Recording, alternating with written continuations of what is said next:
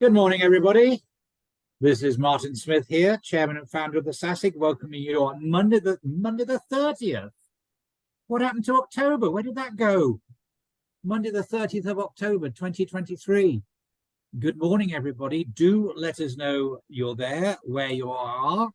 I'm speaking from Paradise, otherwise known as Whitby. As you know, the weather today is bright and clear with high cloud, but yesterday was awful. I don't know if you saw my post on LinkedIn, but it was goth weekend. Saturday was lovely, but yesterday there must have been 1,000, 2,000 very, very wet goths all walking around with me. And it was miserable for them. I'm so sorry about that. But today is lovely. Today we have a dear friend, Mark Brown, who is the Global Managing Director at BSI, of their consulting arm, and I am so looking forward to welcoming Mark. Do you want to just say hello, sir, before I do my slides? Good morning, everyone, from a rainy but leafy Surrey. There you go. Right, Nicole, you're driving the machine today. Could we have the first slide and the next one? Don't linger on that one. God, I remember that photograph being taken. It was so long ago. Our supporters, a big shout out to our supporters. All of them are there.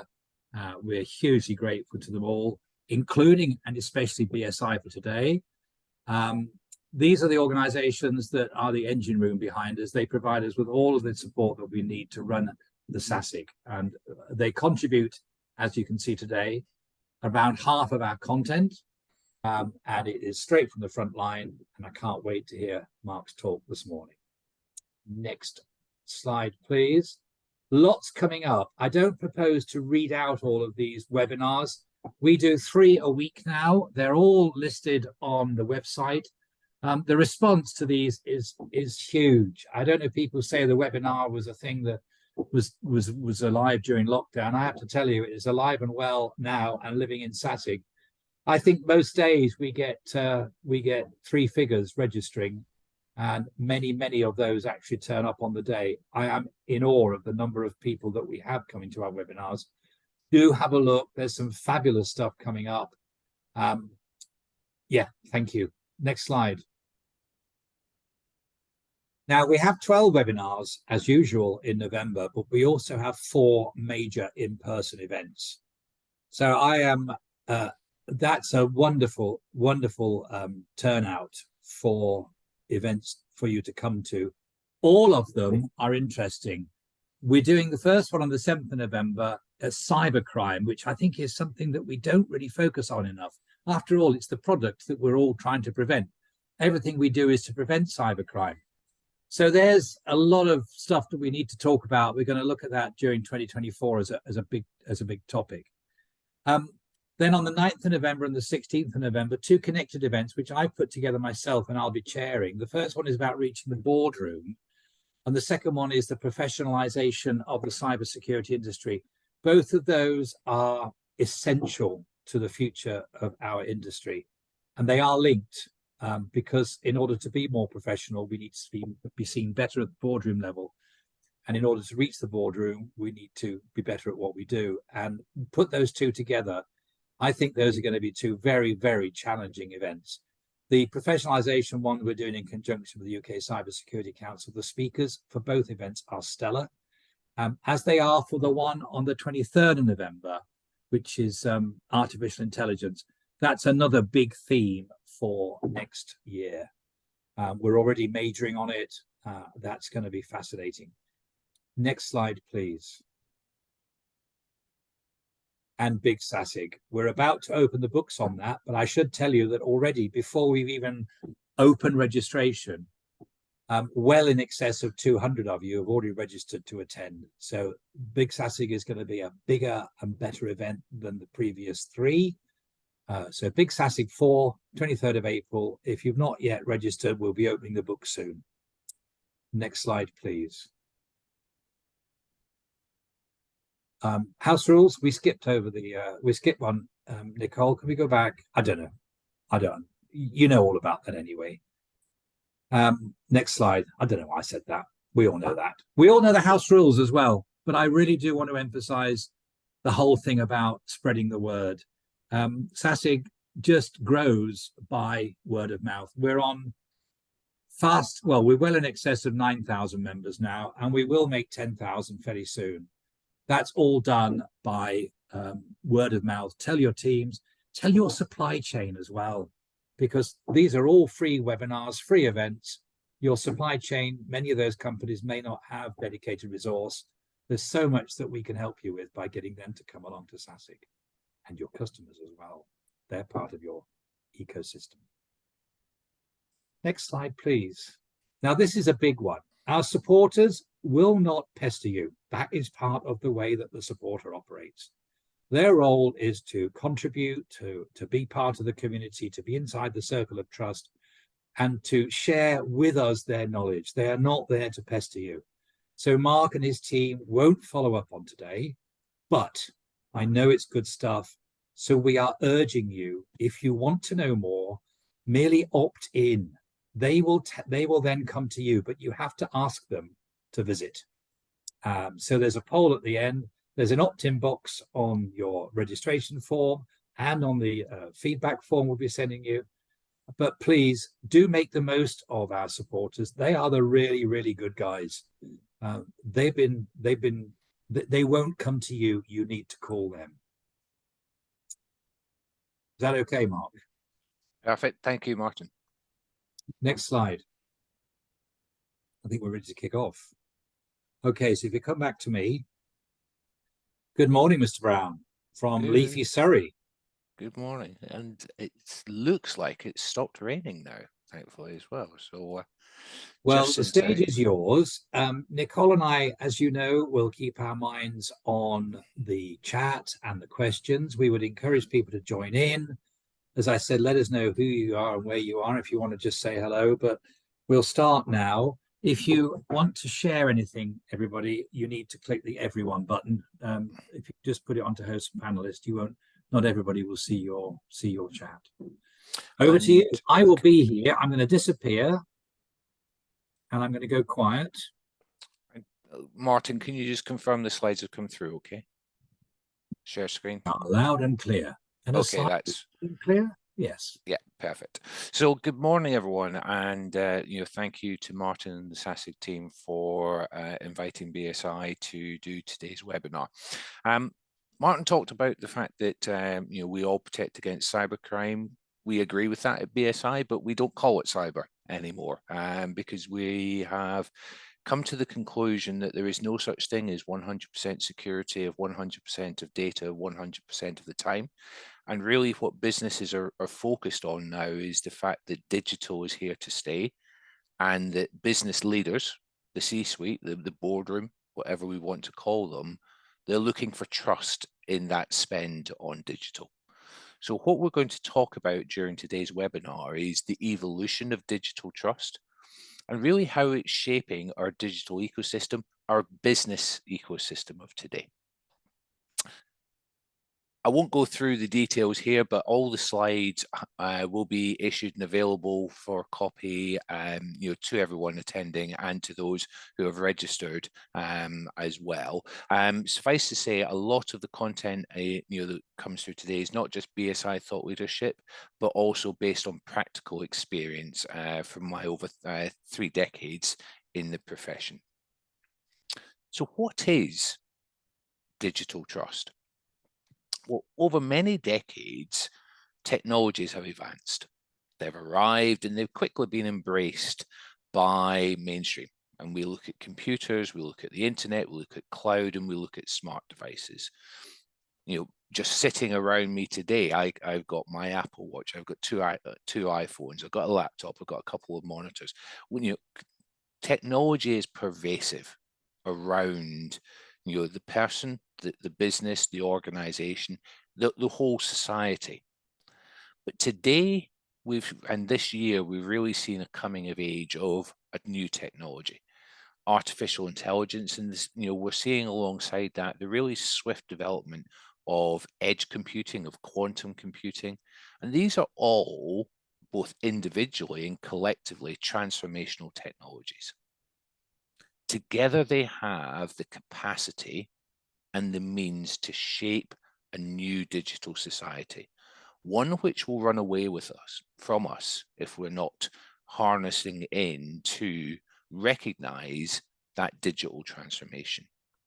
So during today's webinar, we'll look to explore how digital trust can help enable digital society, and indeed how we at BSI believe it is shaping Society 5.0. We'll look to debunk some of the myths of what digital trust is and what it's not. As we've started, we'll reflect on how it's changed over the years, but also we'll look at the opportunity, not just the threat that digital trust presents in shaping the digital ecosystems that most importantly underpin business strategy. So to look at digital trust, the first thing we have to do is take a step back in time. And we have to recognize that there has been a shift in the status quo of all things digital risk. And I've summarized it by the statement here that today both businesses and society as a whole, as a collective, need to become more agile.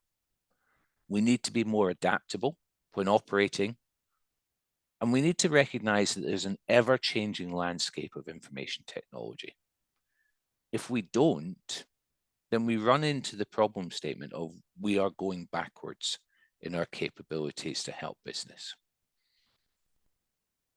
And therefore, digital trust is actually about instilling confidence in an organization that empowers its people, its systems, and its technology to ensure the safety, security, compliance, and the ethical requirements around digital. And we've summarized this in the diagram that's on the right-hand side of this slide. And if we start from the middle and look outwards, digital trust is the outcome. That's the desired end state that we envisage, and our clients and our the engagements with boardrooms tell us that businesses are seeking to achieve. But that digital trust is designed to actually provide three component outcomes. The first one is to provide assurance, to consider risk mitigation, and to actually say we are safe in what we're doing. But the positive aspects of digital trust, once you have that surety, is that it actually provides a foundation upon which you can both innovate and then accelerate your business. Now, digital is a wide topic, but when we look at digital trust within BSI, we've summarized it down to four key macro themes: cybersecurity and privacy, the digital supply chain, both upstream and downstream, the overarching requirements of digital governance and risk management, and then thinking about data. And data is often considered the new lifeblood of business. The key is with artificial intelligence and with data being that lifeblood that we need to consider the stewardship of that data, plus the ethics of operating data, especially in an AI-driven world. But we can't do this alone. And as the Jericho Forum forecast over 20 years ago now, we have seen deperimeterization. Technologies exist both inside and outside our perimeter, and our partners are most definitely outside our perimeter. So by recognizing that collective of partners and technologies working across the four themes, working to both assure, innovate, and then accelerate, we can look both outwards and then inwards as to how, as a business, we can seek to achieve digital trust. But we've also got to recognize that the threats are now coming from a different place. Traditionally, cyber threats have been seen solely as the need to protect from hackers or script kiddies, but that world has significantly moved on. Cybercrime, as Martin mentioned earlier with the briefing next week, is now big business. Indeed, many analysts will say cybercrime is now probably the most organized crime in the world. and it needs constant protection. But there's also one newer threat that many of us haven't forecast. And that is that global society and business has become truly digital. Organizations are now embracing digital at a pace with which technology functions often struggle to keep up. And that in itself can actually create as big a risk as that faced from a security breach. For many organizations, COVID was a wake-up call. They looked to implement digital transformations at a pace that had never ever been considered before. And they did it because if they didn't, they simply wouldn't survive. But for many organizations, they're now saying, what's the next level of digital transformation? And the consequence of inaction in that digital transformation race is actually if your competitor gets there first. If your business doesn't move quick enough, that the actual potential consequence of inaction is extinction as a business. We only need to look back in history and the discussion between Blockbuster and Netflix. And we all know what happened to Blockbuster when they didn't digitally transform. Netflix is here to stay. Blockbuster is just the name of the past. So considering all of those aspects, we really need to help our organizations make the move from a technology focus to that of business operations. Why do we have to do that? Well, in a new digital society, when technology fails, it has significant impact. And operational environments are the area that is hit hardest. Indeed, when operational environments fail, the absence of business resilience can be so evident that the financial impacts are almost instantaneous. And this is unlike IT environments. When an email server fails, many of us will actually be happy because we'll be able to get on with work rather than the daily grind of responding to emails. But when a factory manufacturing line fails, when a production environment fails, when a logistics or distribution line fails, then the costs can actually be significant. And the easy sort of quantum that I always speak to when organizations say, well, how can we actually quantify what the impacts of this would be? I refer to it as the power of 8,760. And that's the number of hours there are in a year. So if you're able to take your annual revenue and divide it by 8,760, you get the cost of 1 hour's downtime. And all too often, if you can get to that number, you'll realize that that number will significantly dwarf the cost of a security investment. And that then starts to give you a very tangible mechanism with which to engage with the boardroom, with the purse string holders, to actually obtain funds to invest in creating that digital trust and that operational business resilience. Because all too often, our organizations and our cybersecurity professionals are lost in translation. And really tying into the live events that are taking place later this month, considering talking to the boardroom, the ability to professionalize the cybersecurity profession, we recognize that in many cases, the majority of cybersecurity professionals really struggle to have their voice heard outside of IT departments.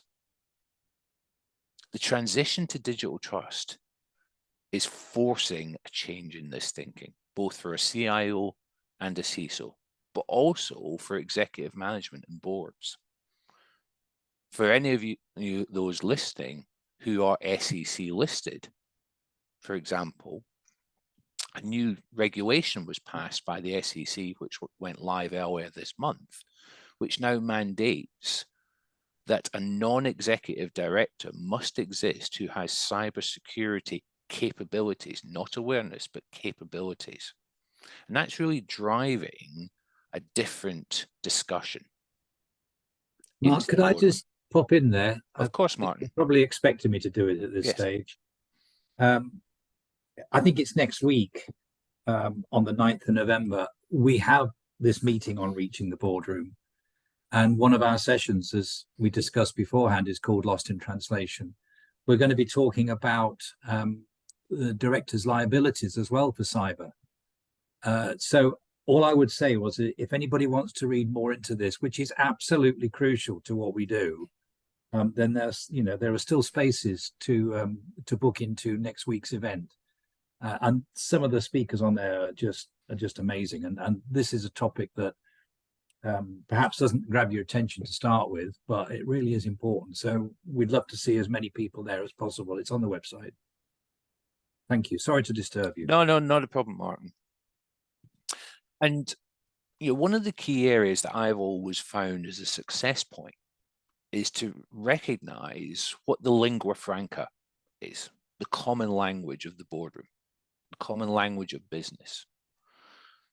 And what has really struck me over time is that how few of our profession recognize that risk is actually the language of the boardroom.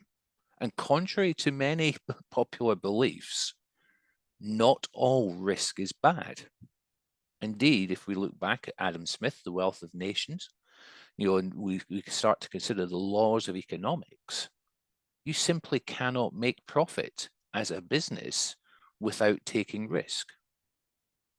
And many cybersecurity professionals have always sought to mitigate risk to the level of zero.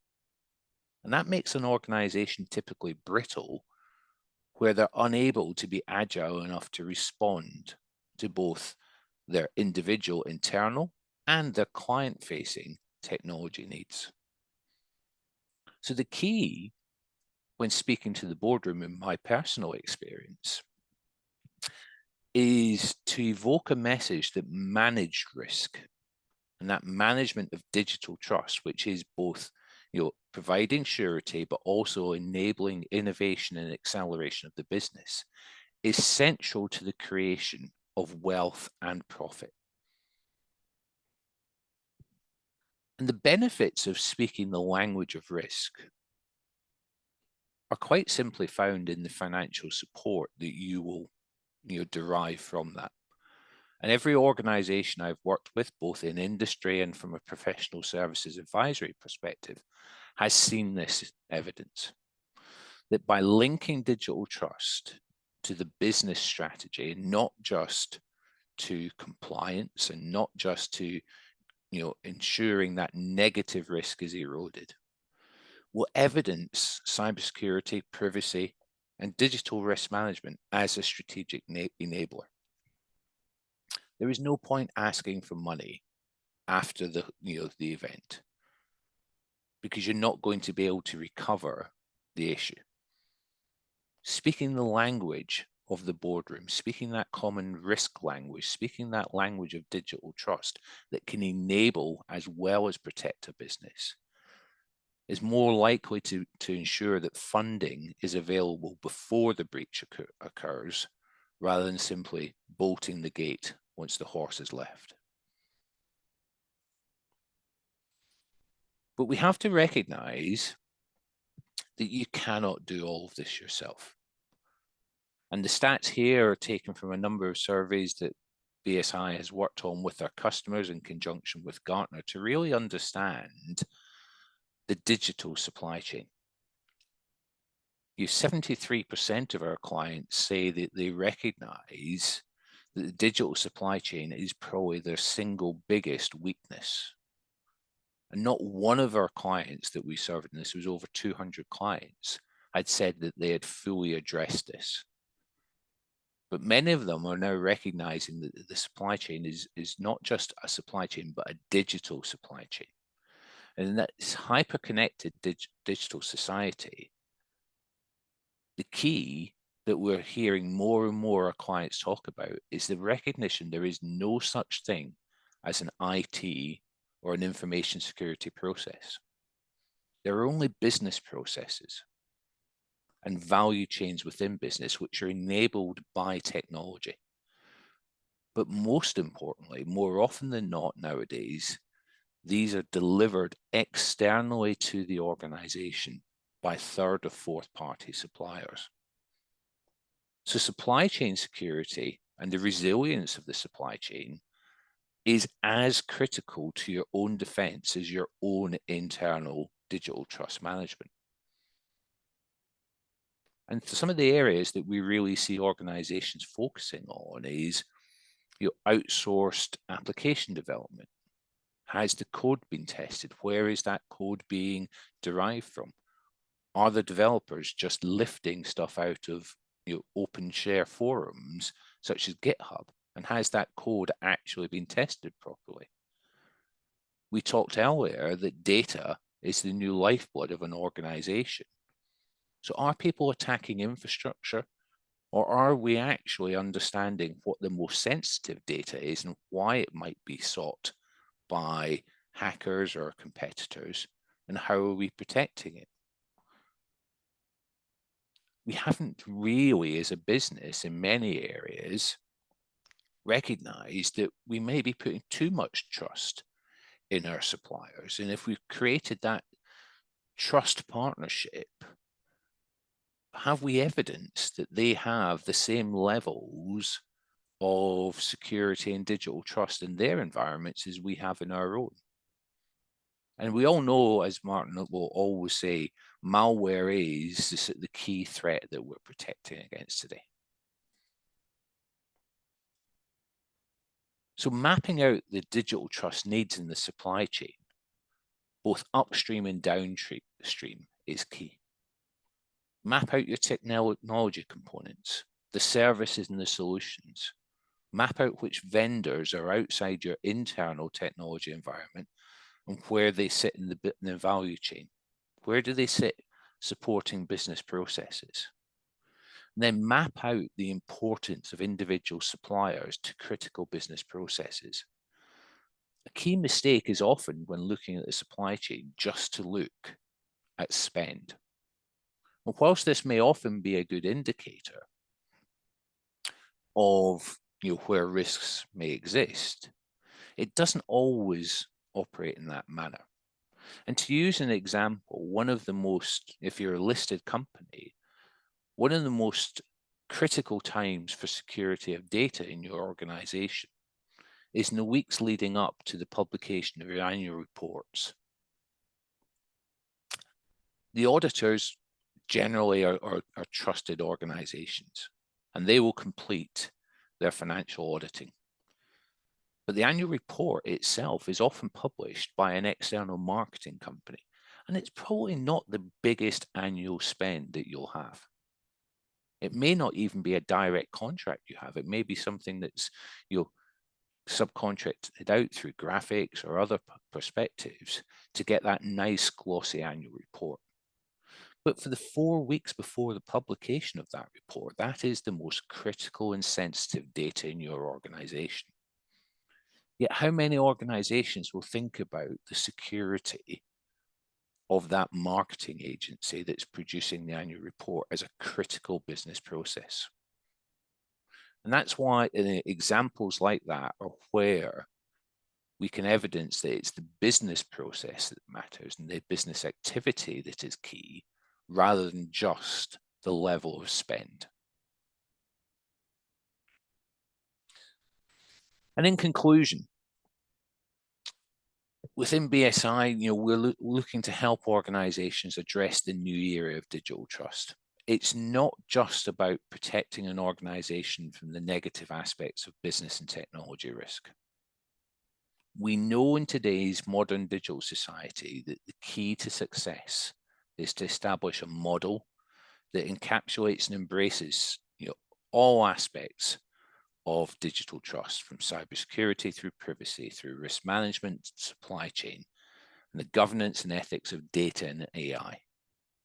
This, operating successfully, can strategically enable an organization, allowing it to have assurance and confidence in how it's operating, but also to innovate, to transform digitally and to accelerate with confidence into that new digital society. Now, it's a very rapid run through. I do believe we have some questions, Martin, but I'll stop sharing and hand it back to you, and we can go through the Q&A. Mark, that was fascinating. I was just musing whilst I was listening how long we've known each other and how long we've been having this conversation. Yes. And how wearying it might be that we're still having it. But I think there is a change. I know that people speak about COVID as if it's a one-off. My view of COVID is it put us on the boardroom's radar. We've got a question, I'll come back to it in a minute, but some points I wanted to pick up to see if we could have a little chat about this is that I'm very struck by your closing remarks there, where I think what you're saying is that we should start to think at strategic level. Yeah. The CISO and the teams too often are operating at tactical levels and not looking at the strategic impact that breaches have on the business. Bear with me because there's a few points here that all come together, and I'm fascinated by this. And it's too easy to delve into the detail. We like that. We're comfortable with it. It's what we understand. But the more business relevant issues are the ones that the boardroom will respond to. I loved your thing about 8,760 divided by the loss, and that's how much it's costing you per hour. Yeah. Which is phenomenally strong data. And really easy to do as well. And I first used that when I was at SAB Miller. And when you come to a quantum of £12 million per hour as your operating run rate, it starts to focus the mind somewhat. Now, bear with me if you've heard this before. I'm hoping that many of our audience haven't. I learned the Theft Act 1968 a lifetime ago as a young officer in the RAF police. And I had an epiphany when I read the definition of gain and loss. You're looking as if you've not heard me say this before, which is really good. I think you have. Is the definition of gain is to gain and the definition of loss is to lose. But the one that really struck me was the definition of gain can also be to not lose. And that's a really powerful tool to use when you're talking upwards. Because, again, I've said this, the RAF was run by pilots, the NHS is run by doctors, businesses are run by accountants. And if you can talk to them in financial terms, even just in numbers, they'll respond. So instead of saying, this is how much we could lose, you should be saying, but if we don't lose that, look how much we're gaining. Yes. And it's a very different conversation. And immediately you're engaging with business leaders in a language they do understand. They don't want to know about bits and bytes and this and that and all the stuff that we normally talk to them in languages that they don't understand. Stop me when you've heard enough. Well, I think the key is, Martin, that, and you mentioned the word comfort. For too long, the comfort zone of the CIO and the CISO has been in technology. I go back to Michael Porter and the five values of the business value chain. And he talks about what a CXO is. Ignore the X. The CO, chief officer. The X is just your functional specialism. But everyone's a business leader first and foremost. So if you want the CXO title, you're a business leader, not a functional leader.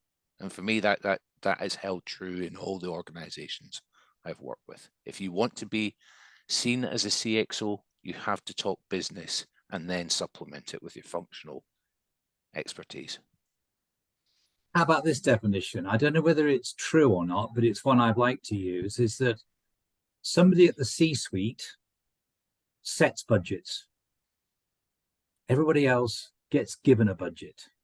And we should be aiming for the situation where the Chief Information Security Officer is able to set the required budget, not just try and do what he or she can achieve with the money they're given. Yeah. So being called the Chief Information Security Officer, ladies and gentlemen, I have to say it's quite harsh. It doesn't make you achieve anything unless you have that influence at the board level and unless you earn that influence.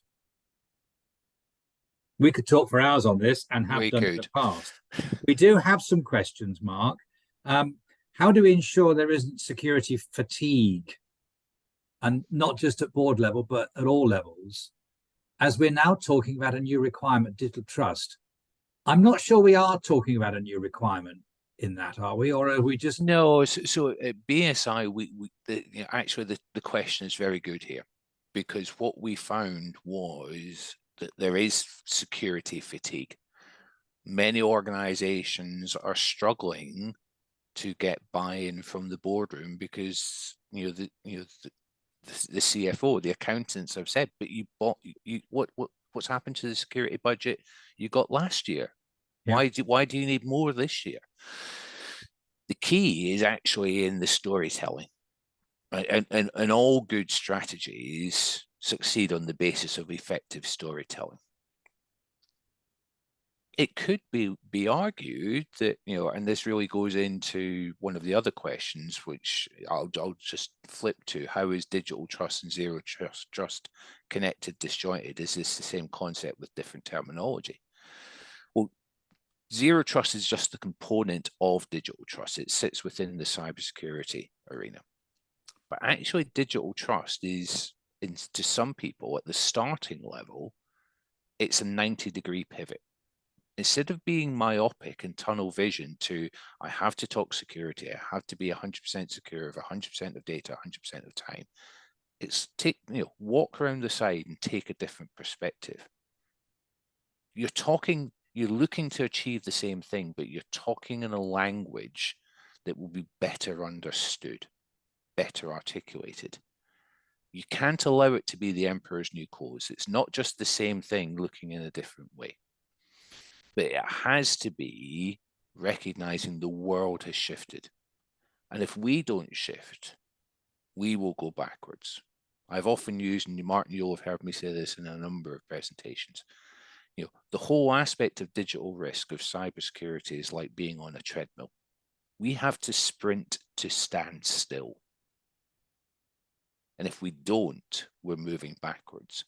And the evolution to digital trust we've found at BSI engages, yes, the practitioners at the CIO and the CISO level, but it's also in a language that is now starting to be understood by the level above and outside of technology. So that the work with the likes of the Institute of Directors, with the Institute of Chartered Accountants in England and Wales, the language that's coming out of NCSC for boardroom guidance is all now talking about beyond security, into how you enable your business to be trusted in this new digital society. And could I point out the amount of fabulous collateral that's available from NCSC? Boardroom toolkits, all sorts of things that you can use, and they're all for free. We often do risk in apples when the board does risk in oranges. How many organizations you come across that measure risk consistently across all business departments? If they do. It's one of the areas that, not necessarily so much at BSI, but certainly in my previous guys when I was at EY, we talk in risk, and we do talk in risk in the area of digital and cybersecurity, but do we actually join that up to a common language of risk at an enterprise risk management model? My experience is no. Even the organizations and sectors which are highly regulated, which say they do enterprise risk very well, they do enterprise compliance very well, rather than enterprise risk. Do we have that natural common language of operational risk that encompasses all aspects of financial, operational, technology, cyber? No, I would say that's the area, Paul, where there is so much work still to do, and is probably the weakest level of maturity of the vast majority of organizations I work with, is ensuring that consistency across all business departments and business processes. Well, there's another question there. Is there a documented standard which pulls together all of the digital trust requirements? So I'm going to split this question up, because there's the tail end of that is the key here for me. So if you view digital trust as a compliance topic, Farhad, you're taking it the wrong way. There are elements of digital trust. If you look at ISO 27001, if you look at the NIST cybersecurity framework, version 2, because it now starts to bring governance in. There are a number of standards and frameworks out there which are documented, and we at BSI we work in blending them all together, so we articulate a common framework, not something you can certify to, but we work with organizations who need to be who want to be ISO 27000 certified, PCI compliant, NIST compliant, HIPAA compliant. So you have to be able to blend all of those. The key guidance I would give, however, is if you approach it from a compliance first mandate, you typically make your organization so brittle that it's actually easier for the cyber criminal to attack you, because they now know exactly and prescriptively the model you followed to secure your environment. The benefit of a digital trust model is that you're working towards principles, not prescriptive actions. So you're working to an outcome, not a compliance model and metric. An interesting point here from Andrew Clark. I don't know whether, Andrew, you'd like to come on and pose your question. Would that be possible? We'll come back to you in a moment. Nicole, if you could just see if Andrew will come on. Yeah, that's fine. Arthur Virgo is saying, how might organizations best consider informal use of shadow IT in the context of sprinting to a standstill? So the use of ChatGPT is a massive issue for organizations at the moment.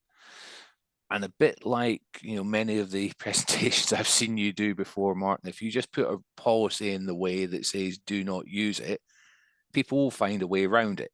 And they'll either work from home using home computers, and they'll bring it in. So shadow IT is something that in many areas, is called grey IT, but for the enlightened CIO or CISO, maybe better named as great ideas, because that's where the innovation will happen. And the key is, can you enable it? Can you trust it to be delivered? Maybe put it in a sandbox, embrace it, actually get people to trial it. The key here is, if you don't understand it, how can you secure it? And to that end, I'm often asked, what are the 3 things that makes a good consultant? Well, the first thing is, have they got a bloodstained t-shirt? Can they talk from experience about where they've worked with technologies and maybe got something wrong? The second one is, actually have they got the willingness to demonstrate empathy, to actually engage with you, not at a, well, I know better, therefore I'm going to tell you what to do. But the third one is that willingness to have continual learning. We work in technology, it doesn't stand still.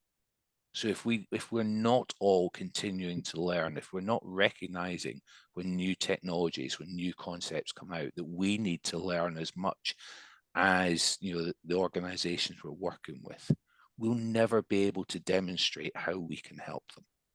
And the same goes for those in industry. Don't just sit there and protect what you understand. Show vulnerability. Recognize there are new technologies you may not understand. And if all you do is say no to them, then the organization might say no to you. Embrace them, learn about them, be willing to make mistakes. And it all comes back to that language again, doesn't it? Yes. And not just the type of language that you use, but the fact you're actually talking to each other. Yes. Andy, good morning. Good morning. I've no idea if you can actually see me or not. We have a wonderful photograph of you. Oh, well, that's jolly good. Hang on a minute. Without my glasses on, it's still good. Oh. It's lovely to hear from you. Well, I've no idea how to make my glorious noggin visible, so I'll just shut up and talk. Firstly, Mark, thanks very much for your talk. Much appreciated. I'm really interested in your statement early on in your talk that says that business and society as a whole need to become more agile and adaptable.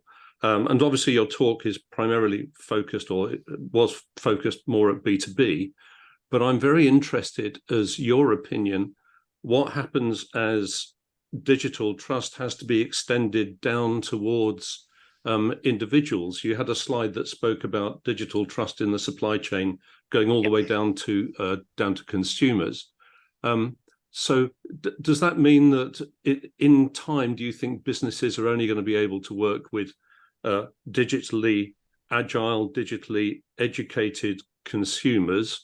And where's the interface between digital trust and personal trust? I wonder what your views might be on that. So actually, I think it may in many respects actually be the reverse logic, Andrew, and it's a great question.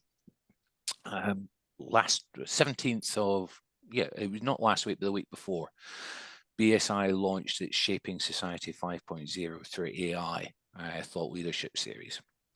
And much of that talks about how society is already ahead of business. We have so much choice as consumers that if we don't trust the brands that we interact with digitally, and there are, the vast majority of organizations we operate with are digital by design now. There are some that are just pure bricks and mortar, but the choice is much more varied when we look at it from a digital perspective. If we can't prove to the end consumer as a business, either be it B2C or B2B2C, or as we talk about quite often at BSI, B2E, so business to ecosystem, and that can include government, it can include consumers or business. If the ecosystem or the consumer doesn't trust the digital brand, if they don't see that they're a trustworthy brand to do business with, or don't find them simple to do business with, the choice is there to take the business elsewhere. So whilst much of this comes across as a B2B discussion, it's actually being driven by the end consumer, who in many areas is much more digitally savvy than how organizations are set up to operate. They're looking for that digital choice. But the minute we breach their trust, and GDPR has done a lot to really engage people in this space, people are aware of what their digital rights are. People are aware of what their digital value is. And if that trust is broken through malpractice within business or a lack of digital transformation where people can't engage, then it's going to be really difficult. That said, it has to often start at the internal business level. So the business has to think differently. If all they're doing is putting the barriers up and saying, we're trying to be cyber secure, are they actually going to be able to engage at the level? So, and this goes back to one of the previous questions, Martin. This is why it's not just a new name for cybersecurity. It is actually looking at things in a different way and recognizing we have to shift. Society has shifted. Modern industrial revolutions have shifted. Has business shifted as well? Hopefully that answers the question, Andrew. It does. Of course, I've got a ton of extensions questions, but I'll let Martin come back in and go through the others have submitted. We've only got one more question, and we're coming towards the end of our time. So do a supplementary bio. It's lovely to have you here, Andy. Okay, so my supplementary question then really is an amplification of a couple of points that you made, Mark.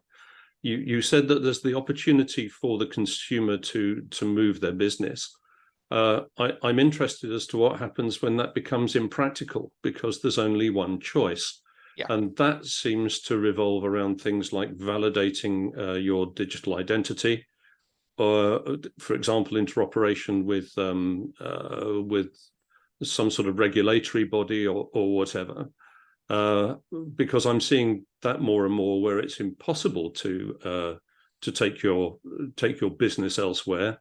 A member of my family is currently going on a journey to try and establish that they are who they say they are, to a bank to open an account because they refuse to use the service that the bank itself is asking them to use because it's based offshore and they don't want to give them all of their personal data. Do you see that it could be an opportunity for business to actually attract more consumers by making their processes more user acceptable? I think the answer is yes, but well, absolutely. So I referenced a couple of times, if you treat the world of digital risk or cybersecurity as a compliance topic, you become so brittle that it's difficult to do business. I think you just perfectly described a situation where an organization has fallen into that trap. They're trying to do identity principles, they're trying to do know your customer, but if you don't follow their process, it's impossible to do it. So this is real examples of where the principle of what you're seeking to achieve has to be the outcome, rather than the prescriptive actions that are set in place to view it solely from a compliance topic. It's an area that will continue to evolve as new technologies, as federated identities start to really become key. There is no simple answer to this. I'm not going to sit here like some cybersecurity vendors do and say, buy this, it's going to solve world peace. It won't. But I do believe from the 2.5 years I've been at BSI now, where we've been taking this language to our customers, it resonates so much better. There is an open discussion rather than a closed discussion about what the needs of the business are.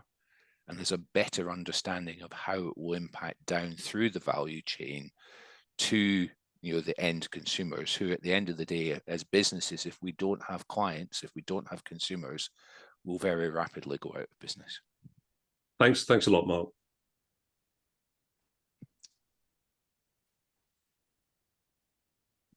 Thanks, Andrew. I'll give you a call afterwards if I may. Please do. I think we've more or less got to the end of the questions. Just a couple of things I made a note about. Risk equals opportunity. And as an industry, we are determined to try and avoid all risk. It's about risk management. We keep using these words, but underneath those words is true meaning. And we need to think about what it is that we're here for the business to do.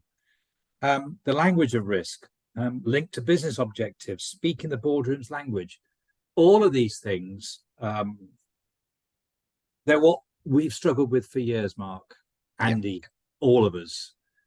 And as I said, next Thursday in London, hosted by which there will be an all-day discussion on this whole issue of reaching the boardroom. So I can only say, if anybody wants to continue that discussion as well, please join us. We still have space at that. And I think, we've got some really deep delving to do on this, and we're going to try and do it next Thursday as well. So thank you for that. Nicole, I don't know whether you want to pop the survey up again. Thank you very much to you, Mark. We always enjoy your talks. I always enjoy our conversations as well. And it comes back to that first comment I made about dealing at the strategic level. There you go. Well, I love those little things that come up. Let's have a few more of those. I love those. There they come. Look at it. We had a massive audience today. And I think one of the great measures, and we've been doing this for a while now, folks, we're heading towards 700 webinars since lockdown. I watch the number of participants at the start, and I watch how long it is before we start to lose any. And today, the vast majority of our large audience stuck through to the end. And that is a sign of a really good discussion. So still the vast majority with us. I thank you for that. Any closing comments, Mr. Brown? No, just thank you to everyone. As I mentioned at the start, there are slides. Copies of the slides will be issued, and I'll also send on to Nicole. There's a white paper that goes alongside this, that we can make sure that's sent to everyone as well. And if you do want to enter into more detailed discussions with Mark and his team, do not feel shy about reaching out. Mark and his team will respond, but as I said at the beginning, they won't pester you. But if you want to learn more and have a deeper conversation with them, just ask and they will respond. Thank you, everybody. Finishing just about on time. Enjoy the rest of your day, enjoy the rest of your week, and take care. Bye-bye from Whitby. Goodbye from Surrey.